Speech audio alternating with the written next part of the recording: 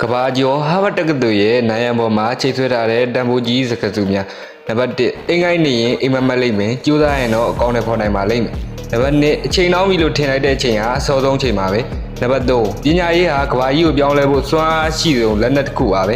နံပါတ်4ကြိုးစားလို့ပင်မနာဟာတခဏတာအတွက်ပဲဖြစ်ပြီးတော့မကြိုးစားရင်တော့တစ်ဘဝလုံးဆုံးရှုံးပါလိမ့်မယ်နံပါတ်5မသိဘူးလားအချိန်မရှိလို့မဟုတ်ဘဲနဲ့ကြိုးစားပြီးအာမထုတ်ခြင်းလို့ပါနံပါတ်6လူ့ဘဝရဲ့စိတ်ပိုင်းလေးကိုမှမအောင်မြင်မှုဆိုရင်ဘာလုပ်နိုင်အောင်မလဲနံပါတ်9သိယူလားလူ့ဘဝအတွက်တော့ဘာမှမဟုတ်သေးပါဘူး